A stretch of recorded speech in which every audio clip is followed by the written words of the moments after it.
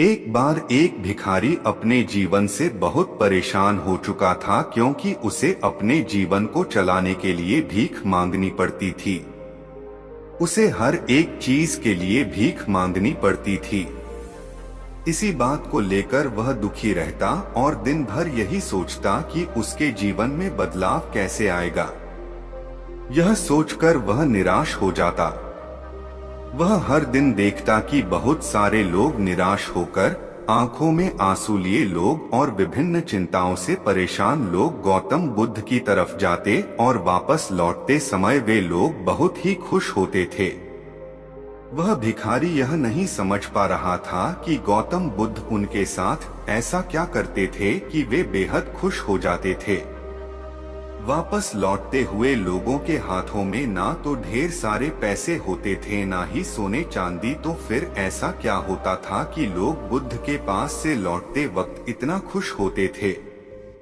यह सब सोचकर उस भिखारी ने भी निर्णय लिया कि वह भी महात्मा बुद्ध के पास जाएगा और देखेगा कि ऐसा वहाँ क्या हो रहा है कि दुखी लोग उनके पास जाकर खुश हो जाते हैं।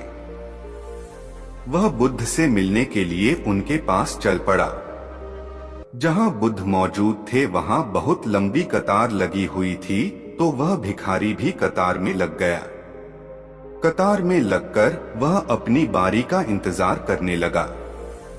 देखते ही देखते उसकी बारी आई और उसने बुद्ध से कहा, हे बुद्ध, मैं बहुत ही गरीब हूँ, मेरे पास कुछ भी नहीं है।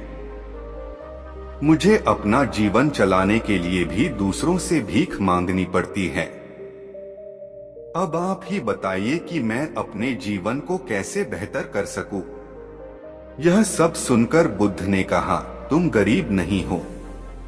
तुम्हें ऐसा लगता है क्योंकि आज तक कभी तुमने किसी के लिए कुछ भी नहीं किया, ना ही तुमने कभी किसी को दान दिया, ना ही तुमने दूसरों के लिए कुछ किया। यह सब सुनकर भिखारी के मन में एक आशंका जाग उठी। अपनी आशंका को दूर करने के लिए भिखारी ने पूछा, मैं तो एक भिखारी हूँ, मैं लोगों को दान कैसे दे सकता हूँ और कैसे लोगों की सहायता कर सकता हूँ? मुझे तो खुद अपना जीवन चलाने के लिए दूसरों से मांगना पड़ता है। यह सब सुनने के बाद गौतम बुद्ध थोड़ी देर चुप रहे और फिर उससे बोले, तुम्हारे पास हाथ है जिनको तुम लोगों की सेवा में लगा सकते हो और दूसरों का भला कर सकते हो। इसके अलावा तुम्हारे पास मुंह है जिससे तुम लोगों से अच्छी अच्छी बातें कर सकते हो और दूसरों का हौसला बढ़ा सकते हो। यह सब करके भी तुम दूसरों की सहायता कर सकते हो। जरूरी नहीं कि दान सिर्फ पैसों से किया जाए। हम चाहे तो हम शिक्षा का भी दान कर सकते हैं, चाहे तो अन्न का भी दान कर सकते हैं। ऊपर वाले ने अगर किसी को पूर्णतः अच्छा शरीर दिया है तो वह गरीब नहीं है, वह बस दिमाग से गरीब है। उसे इस विचार से हटकर दूसरों की सेवा में लगाना चाहिए। बुद्ध की यह सब बातें सुन लेने के बाद वह भिखारी बहुत ही ज्यादा खुश हो गया और उसका मन अब संतुष्ट था।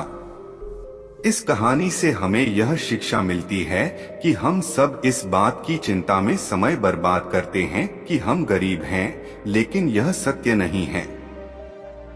सत्य तो यह है कि जब तक हमारा शरीर पूरी तरह से बेहतर है तो हम उसका उपयोग करके आगे बढ़ सकते हैं और खुद के जीवन को बेहतर बना सकते हैं।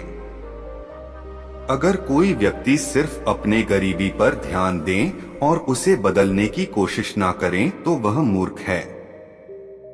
इसके अलावा हमें इस कहानी से यह भी सीख मिलती है कि दान सिर्फ धन का ही नहीं, शिक्षा, भोजन, अच्छे विचार आदि का भी किया जाना जरूरी है।